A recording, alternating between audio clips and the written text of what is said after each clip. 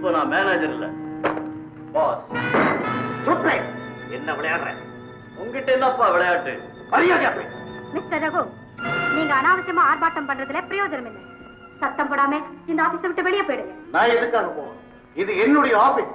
அதுதான் இல்ல, நேத்து ராத்திரியே இந்த சொத்து பத்தெல்லாம் எனக்கும் எங்க அண்ணனுக்கு சொந்தம்னு பத்திரத்துல கையெழுத்து போட்டு கொடுத்திருக்கீங்க. என்னது? நான் கையெழுத்து போட்டு கொடுத்திருக்கேன்? ஏன்?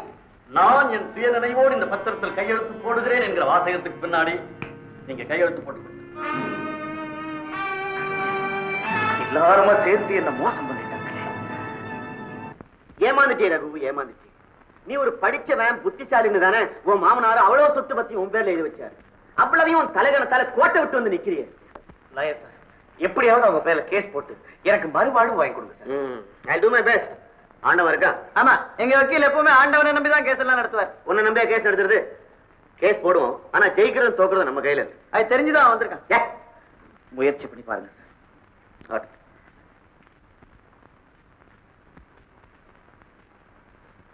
லாயர் சார், ஒரு ஹெல்ப் பண்றீங்களா? என்ன ரகு? வீட்டுல இருந்து புறப்படும் போது இப்படி ஒரு நிலைமை ஏற்படும் நான் நினைக்கவே இல்லை. அதனால மணிப்பர்சை கூட நான் எடுத்துக்கிட்டு வரல. திரும்பி வீட்டுக்கு போகலாம்னா நுழையக்கூடாதுன்னு போலீஸ் காவல் போட்டிருக்காங்க. பேங்க்ல இருந்து பணம் எடுக்கலாம்னா எடுக்கக்கூடாதுன்னு ஸ்டாப் பண்ணிட்டாங்க. அதனால செலவு கூட கையில காசு இல்லை சார். ஒரு 1000 ரூபாய் கடனா கொடுத்து உதவினீங்க. என்ன கொடுக்காதீங்க சார், அவனுக்கு நீங்க பணம் கொடுக்க கூடாது. ஏன்யா? ரகு நம்ம கிளையண்ட், நல்லா வாழ்ந்தவன், அவன் உதவின்னு கேட்கும்போது பணம் கொடுக்க கூடாதா? கூடாது சார். ஏன்? அதிர்ஷ்டம் வரப்ப தான் தான் சகலமும் நினைச்சு ஆடுற பயலுக்கெல்லாம் கஷ்டம்னு ஒண்ணு வந்தாத்தான் அந்த அதிர்ஷ்டத்துடைய பெருமையே தெரியும். ஏகாம்பரம் சார், நான் கூட பணம் பணம்னு அலையிறவன் தான். ஆனா ஒண்ணு சொல்றேன், பணம் பணம்னு அலையிறவனை விட தலையில கனம் கனம்னு அலையிறான் பாருங்க, அவனுக்கு தான் பெரிய தண்டனை கொடுக்கணும். ஆண்டவன் இப்ப இவனுக்கு சரியான நேரத்துல சரியான தண்டனையா கொடுத்திருக்கான். பெத்த தகப்பன், கூட பிறந்த சகோதரன், ஒன்னா கலந்த பொண்டாட்டி எல்லாரையுமே எட்டி உதைச்சே சுகம் கண்ட கர்வக்கார சாரிவன். இப்ப அவனை எல்லாருமே ஒதுக்கித்தான் வைக்கணும். நீங்க இப்படி வந்துருங்க. ஐ எம் சாரி ஏகாம்பரம், உன் ஆர்குமெண்ட் என்னால அக்செப்ட் பண்ண முடியாது. இந்த நேரத்துல இவனுக்கு ஹெல்ப் பண்ண வேண்டியது நம்முடைய கடமை. ஓஹோ, சரி சார். அப்படின்னா 25 வருஷமா உங்ககிட்ட வேலை பாக்குறேன்னு என்னுடைய ராஜினாமா கடிதத்தை உங்க கையில வாங்கிக்கிட்டு அவனுக்கு பணத்தை கொடுங்க. சாரி ரகு, உனக்காக ஒரு நன்றியுள்ள ஊழியனை நான் இழக்க தயாரில்லை. I am very sorry. That's all right sir. அவர் மேல எனக்கு கொஞ்சம் கூட கோபம் இல்லை.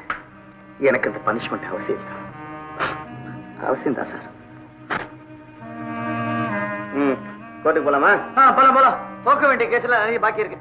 போலாம். சகுனம் ரொம்ப நல்லா இருக்கு.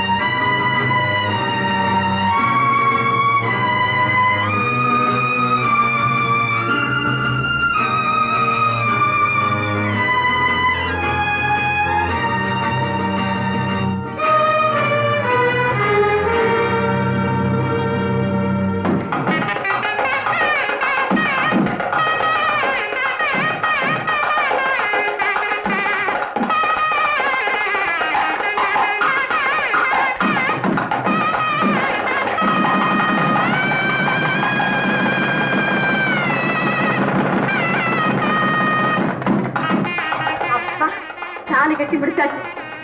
பட்டாபி, இந்த ஏகாம்பரத்துக்கிட்ட பட்ட கடன் தீர்த்துடு. ஏகாம்பரம், எங்க கடனையும் வர வச்சுக்க, எங்க பொண்ணையும் குடும்பத்துல வர வச்சுக்க. ஆமா, என்ன எல்லாம் ஒவ்வொரு ரூபாயா கொண்டு வந்திருக்க? ஆட்டை பிச்சு பிச்சு கொஞ்சம் கொஞ்சமா வச்சியா? பிச்சு பிச்ச? நீ கசாப்பு கடையில இருக்க வேண்டிய ஆளியா? ஒண்ணு சொல்றேன், கசாப்பு கடை வச்சாலும் சைவமாத்தான் வைப்பேன். நீங்க யாரும் என்ன தப்பா எடுத்துக்க கூடாது. நான் கடனை கொடுத்துதான் ஆகணும்னு கெடுபடியா கேட்டதுனாலதான் பாசம்னா என்ன, பணம்னா என்னன்னு இப்ப எல்லாருக்கும் புரியுது. என்னடா இவன் திடீர்னு உள்டாவா மாறி பேசுறானேன்னு யாரும் நினைக்காதீங்க. நம்ம எசக்கி, நீ இப்ப இந்த பணத்தை என்ன செய்யற? என் மகன் கல்யாணத்துல சாப்பிடுறவங்க எல்லாருக்கும் இலையில 1 ரூபா தட்சணையா வச்சு கொடுத்துருங்க. என்னையா நீ? நான் உன்னை சொரணக்கட்ட எரும மாடு நினைச்சுக்கிட்டு இருந்தேன். எப்பயா திடீர்னு பசுமாடா மாறினேன்? நான் நினைச்சா திடீர்னு கண்ணு குட்டியா கூட மாறுவேன். எசக்கி, ஆண்டவன் அவனுக்கு மாறுறதுக்கு சந்தர்ப்பத்தை கொடுக்கறான். நான் என்ன பிரமாதம், மாறவே மாட்டான்னு நினைச்சவெல்லாம் மாறி போயிட்டான். இப்ப நான் ஒரு விஷயத்த சொன்னேன், எல்லாரும் அப்படியே ஆச்சரியப்பட போறீங்க. சரி சாப்பிட்டுட்டு அப்புறமா பேசலாம். ஆச்சரியம் வேண்டாமா? அது சரி, நாடு போற நிலைமையில இன்னும் கொஞ்ச நாள்ல சாப்பிடுறதே ஆச்சரியமாக தானே போக போகுது. வாங்க சாப்பிட போல.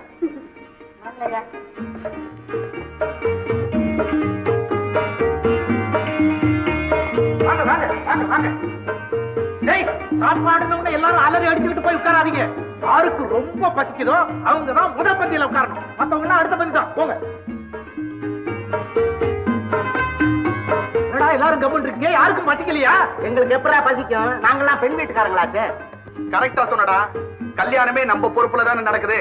பொறுப்பா இருந்து கல்யாணம் நடத்துறவங்க முதல் பந்தியில உட்கார கூடாது. மாப்பிள்ளை வீட்டுல யாருக்காவது பசி எடுத்ததுன்னா அவங்களை உட்கார வச்சு சாப்பாடு போடு. மாப்பிள்ளை வீட்டுல இருந்து மாப்பிள்ளையை பெற்றவர் தான் வந்திருக்காரு, அவரை உட்கார வச்சு சோத்த கொட்டலாங்கிறியா? எனக்கு கொஞ்சம் கூட பசிக்கல. உங்க பொண்ணு வீட்டுலதான் பசி எடுத்தவன் தெரு தெருவா அலையறான். அவனை கூட்டிக்கிட்டு வந்து முதல் பந்தியிலேயே உட்கார வைங்க. நீ என்ன சொல்றியா கம்பரம்? பண மயக்கத்துல உங்களை எல்லாம் மதிக்காம திமிர் எடுத்து அலைஞ்சானே உங்க சின்ன மகன், அவன் இப்ப சோத்துக்கே லாட்டரி அடிக்கிறான். என்னது, அவருக்கா இந்த நிலைமை? எப்படி வந்துச்சு? எப்படி வரும்? 2ஆம் தாரத்துக்கு ஆசைப்பட்டான், இப்ப 4ஆம் தாரமா ஆயிட்டான். நியாயமா இந்த முதல் பந்தியிலேயே உட்கார வச்சு ஒருத்தனுக்கு பசியார பரிமாறணும்னா அதுக்கு உன் புருஷன் தாமா வரணும். ஏகாம்பரம், இவ்வளவு பெரிய கூட்டத்தை வச்சுக்கிட்டு என் புருஷனை தரம் பிரிச்சு பேசாது. அவர் யாரு, நீங்க எல்லாம் யாரு? அவரு பெரிய கோடீஸ்வரனுக்கு மருமகன். இந்த ஏழை வீட்டு கல்யாணத்துக்கு பசி பட்டினியோட வரணுங்கிற தலையெழுத்துன்னு அவருக்கு இல்ல. அங்கதான் சீதா நீ தப்பு பண்ற. தலையெழுத்து ஒரு வகையான சுழி எழுத்து. எப்படின்னா பணம்னு எழுதிட்டு அந்த பானாவுக்கு மேல ஒரு சுழிய போட்டு பாரு, கீணம்னு ஆயிடும். உன் புருஷன் கதி அப்படிதான் ஆயிடுச்சு. அவன் சுழி மாறி போச்சு. யார 2ஆம் தாரமா கல்யாணம் பண்ணிக்கணும்னு நினைச்சானோ அவளே அவனுக்கு குடிமயக்கத்தை உண்டாக்கி சொத்து பத்தெல்லாம் எழுதி வாங்கிட்டான். என்னது? ஆமா, அவன் நீட் நடத்தில அவன் கையெழுத்து போட்டு கொடுத்துட்டான். பாத்தீங்களா தாய்னா, என்ன படிக்காதவன் படிக்காதவன் கிண்டல் பண்ணுவீங்களே, இப்ப என்ன ஆச்சு? பிஎஸ்சி படிச்சவன் நீட்ன இடத்துல எல்லாம் கையெழுத்து போட்டிருக்கான். நான் அந்த இடத்துல இருந்திருந்தா கையெழுத்து போட்டிருக்கேனா? எனக்கு தான் கையெழுத்தே போட தெரியாது. மாடு மாடு, கையெழுத்தா முக்கியம், தலையெழுத்து சரியா இருக்கணும். படிச்சிருந்தான்னா படிக்காட்டி என்ன? திடீர்னு பணம் வந்து தலக்கணம் பிடிச்ச ஆடின கொம்பாதி கொம்பனுங்கெல்லாம் என்ன ஆனானுங்க? என்ன ஆனானுங்க? கோவிந்தா கோவிந்தா. அவர் நொந்து போயிருக்கிறப்போ கோவிந்தா போட்டு காட்டணுமா? இப்ப நீங்க எல்லாரும் அப்படித்தான் செய்வீங்க. ஏன்னா ஆளும் பேருமா சேர்ந்து உங்க வீட்டு கல்யாணம் நடந்து பிடிச்சு போச்சுல்ல. எப்படி போனா உங்களுக்கு என்ன? இப்ப அவர் இருக்கிற நிலைமையை வச்சு எல்லாருமா சேர்ந்து கேலி பேசி நல்லா சிரிங்க. அழ வேண்டியவன் நான் தானே.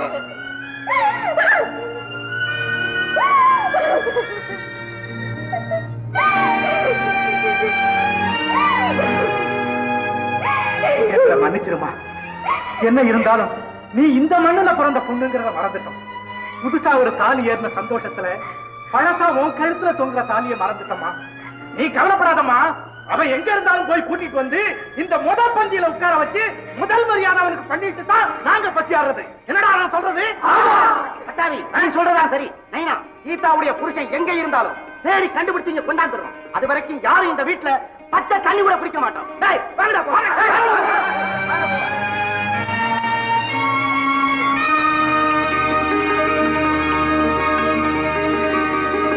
ஸ்ரீமன் நாராயணா, இந்த உலகத்தையே எனக்குன்னு தான் படைச்சியா?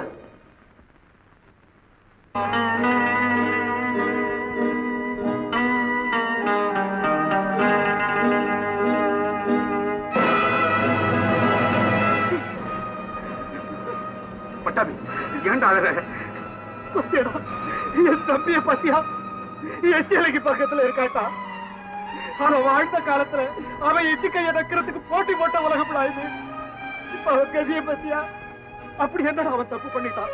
பணம் வந்தா எல்லா பயிலும் ஆடுற ஆட்டத்தை தானடா அவனும் ஆடுதான். கடவுள் அவனை மட்டும் ஏண்டா அப்படி கண்டிக்கணும்? அழாத, அமைதியாரு. நம்ம அவனை கூட்டிட்டு போவோம். அவன் என் முகத்தை பார்த்தா வரமாட்டான்டா. சரி, நீ இரு, நாங்க எப்படியாவது சமாதானம் பண்ணி கூட்டிட்டு போறோம்.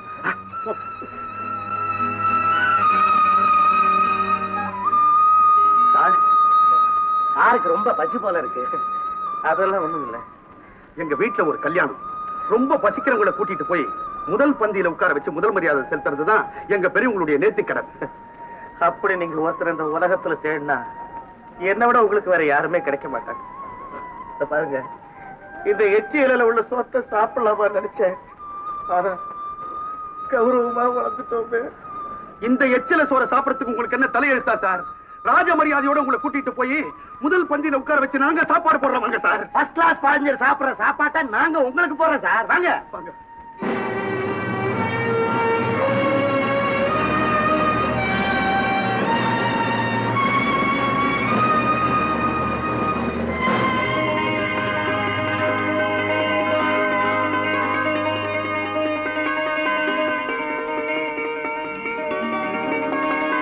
நானும் அங்கேயே உட்காந்துக்கிறேன். என்ன இப்படி கேக்குறீங்க? உங்களுக்காக தான் டேபிள் சேர் இவ்வளவு பெரிய எல்லாம் போட்டு வச்சிருக்கு. இங்கதான் நீங்க சாப்பிடணும். இல்ல இத்தனை பேரு கீழே உட்கார்ந்து இருக்கிறப்ப எனக்கு மட்டும் ஏன் அப்படி ஒரு மரியாதை? ஐயோ நீங்க அப்படி சொல்லக்கூடாது. இந்த பந்தியிலேயே முதல் மரியாதைக்குரிய நபர் நீங்க ஒருத்தர் தான். நீங்களா உட்காரணும். அது மட்டும் இல்லடா, இந்த கூட்டத்திலேயே அதிகமான பசி உள்ள ஆளு இவர்தான். இங்கதான் நீங்க உட்கார்ந்து சாப்பிடணும். உட்காருங்க. இலைய கிட்ட இழுத்துங்க. உங்களுக்காக தான் தண்ணி தெளிச்சே விட்டுருக்கு. பாத்தீங்களா மாமா, அவர் இருக்கிற கோலத்தை. இந்தாமா, நீயே அவனுக்கு பரவாயில்ல. ஐயோ வேண்டாங்க, என்ன பார்த்தாருன்னா அவர் சாப்பிடவே மாட்டார். இப்ப அவன் இருக்கிற நிலைமையில தலை நிமிர்ந்து பார்க்கவே மாட்டாமா. வயிறு நிறையிற வரையில அவனுக்கு வேற சிந்தனையே இருக்காது. கண்ணை தொடச்சிட்டு போய் வருவாருமா.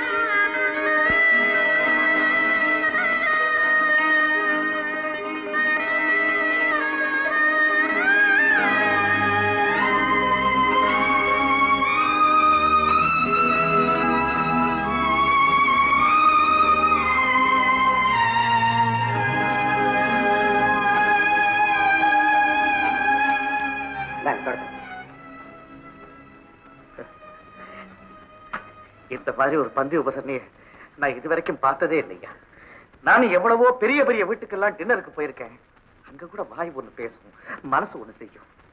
ஆமையா, கூடனுக்கு கிடைச்ச பொக்கிஷம் மாதிரி என் மனைவி தயவுல எனக்கு கோடி கோடியா பணம் கிடைச்சது.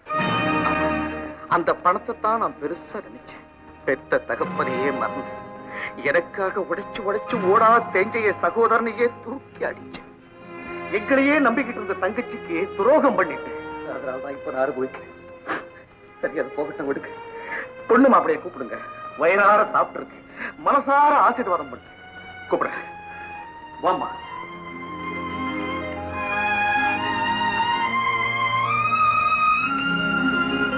பொண்ணு மாப்பிள்ளை வந்திருக்காங்க. தங்கச்சி நீயா? அண்ணே, நீங்க ஆசீர்வாதம் பண்ணுங்க.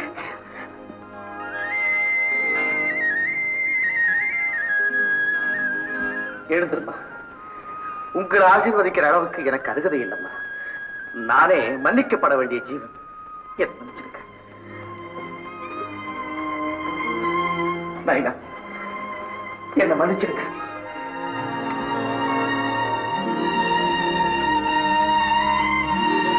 ஏன் எல்லாரும் பேசாம நிக்கிறீங்க? அவரு அலங்கோலமா வந்திருக்காருன்னு எல்லாரும் பழத்தை மறந்துட்டீங்களா? அவரு மன்னிப்பு கேட்கிறாருங்க. இப்ப அவருக்கு மரியாதை கொடுக்க போறீங்களா, இல்ல அவரோட சேர்ந்து நானும் வெளியில போயிட்டுமா?